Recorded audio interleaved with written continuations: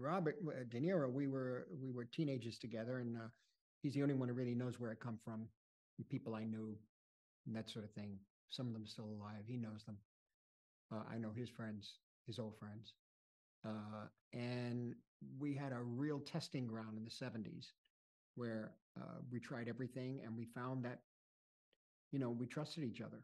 It's all about trust and love. It's what it is. And that's a big deal because very often, if an actor has a lot of power, and he had a lot of power at that time, an actor could take over your picture. The studio gets angry with you, the actor comes in and takes it over. With him, I never felt that. I never felt that.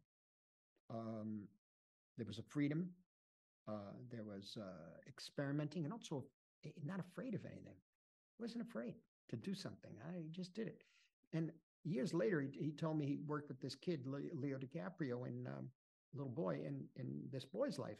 And he said, you should work with this kid sometime. But he didn't, it was just casual. But with him, something like that, a recommendation at that time, I think in the early 90s, is not casual.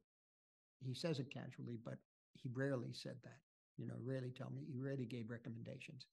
And so years go by, and I'm presented with Leo with Gangs in New York, and we worked together in Gangs. He made Gangs possible, actually. He loved the pictures I made, and he wanted to explore the same territory. And so we developed more of a relationship when we did The Aviator.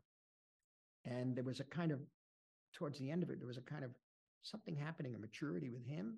I'm not quite sure, but we really clicked in certain scenes. And that led to Departed. And then that became much closer. That was a project where Bill Monahan, him, me, other people, we were writing all the time and recreating that character that he played of Billy. And so during that time, he really found out that even though it's 30 years difference, he has similar sensibilities. He likes pretty much, he'll come to me and he'll say, listen to this record. It's Louis Jordan and Ella Fitzgerald. I grew up with it. He's not bringing me anything new, but he likes it. I said, that's interesting. Why is he bringing it?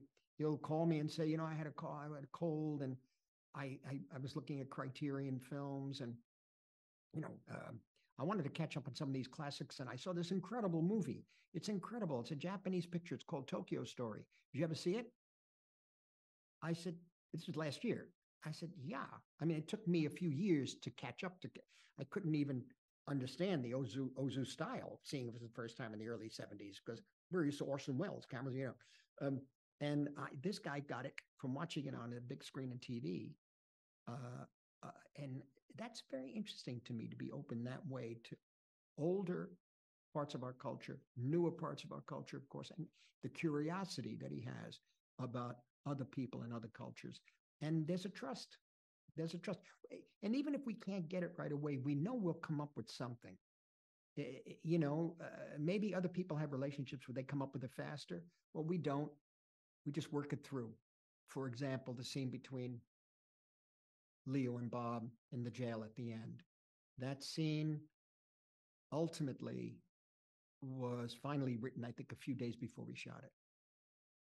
Working with the two of them and working with Marianne and everybody, because we had said so much and it could have gone so many different ways. But what does the picture really need? How much more is there for them to say to each other after all that's happened?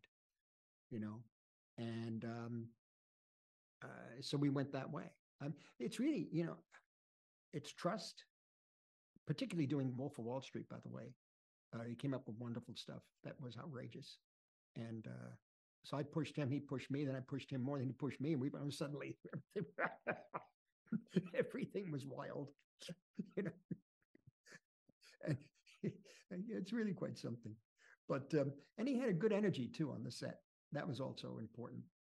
Very important, because in the mornings I'm not really good, and I get on set, and then I'd see him or Jonah Hill, or him and Margot Robbie, or him and Lily, and suddenly they're all like, "Hey," I say, "Okay, let's work."